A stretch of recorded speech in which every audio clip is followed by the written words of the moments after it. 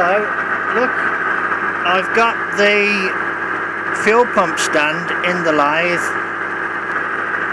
This end of it is running true. The other end of it is running eccentric because there's an offset in the stand. This end of it is running true, it's on the centre. This end of it is held in a 3-jaw chuck, held in the 4-jaw chuck, so it can go offset. So as it turns, this end is running true. Now, I didn't film it, but I put this in the press and squashed it to try and squeeze out some of the bow in the base. And what I'll do, I'll put it back on the press after, just to show you the setup, even though I won't actually be physically doing it then. And what I'm doing now is I'm taking a skim across this face to get it trued up. You can see it hasn't quite trued up there, and it hasn't quite trued up there.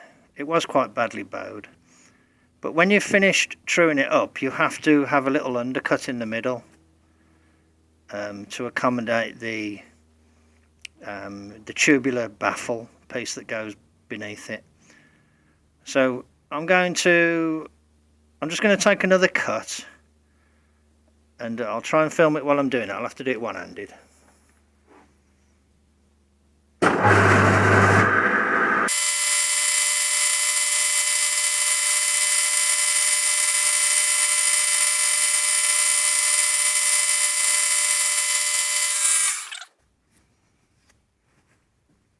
Okay, not too bad, not too bad. Okay, I'm going to call that good, because you can't keep going and going and going, because there's just not that much metal there. So what I'm going to do now is I'm going to change the tool, and what I'm actually going to do, I think I'm going to put the boring bar in and use it as a kind of undercut tool in here. I'll show you the setup, I'll be back in a minute. With all of these things, I'm never quite sure exactly how I'm going to do it, so take the lock off.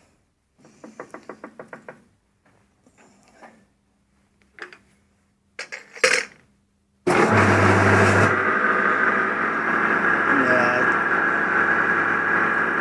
Okay, there's a problem. Look, it's going to foul there, isn't it? So.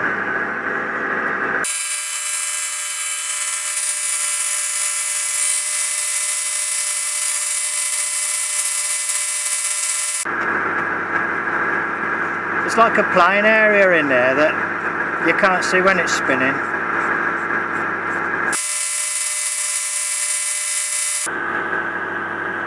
I'm going to use this to put a cut on.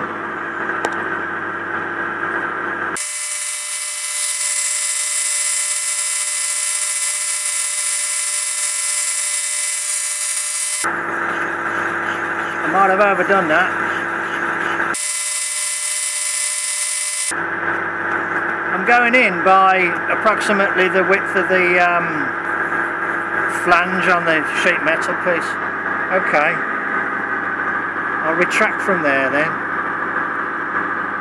What I'm going to try and do is get the tool at more of an angle and just do the very edge bit. You'd normally never use it like this, but I need to just get around that corner. So I want to get in there, but not foul there, which I'm going to be able to do, I think.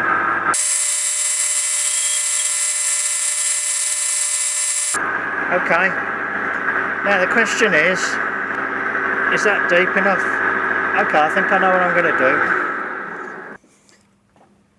Okay, here's the piece that it has to fit onto. I think that's okay actually, yeah, I think that's a deep enough recess to hold that without the metal pushing it off and bowing it. Okay, I feel happy with that then. I didn't want to take it out of the chuck and go and try it on the manifold, because the chances of getting it set up in the truck again afterwards are pretty zero. Hello. Though it's after the event, this was what I did to get the base more or less flat before I put it in the lathe.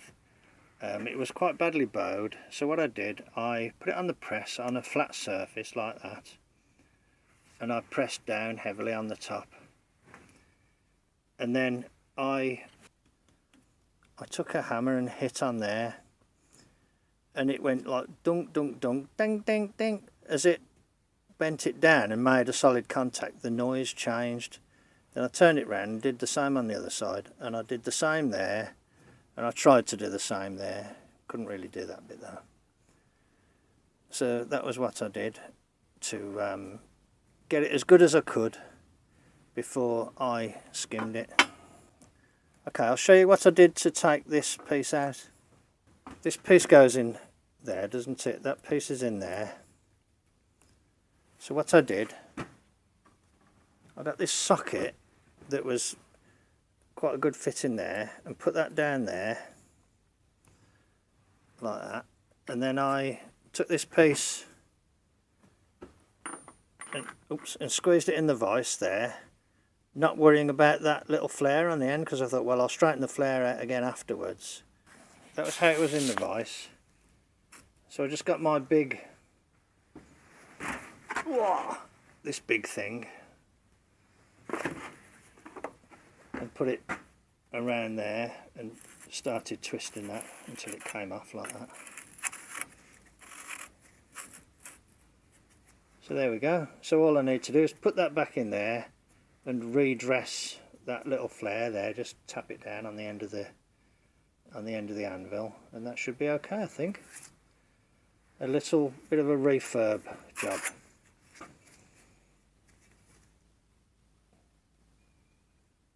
Still hasn't quite touched there and there, but you just haven't got endless metal to work with. And with a, you know, a new gasket and a little bit of sealant, it should be fine, I think.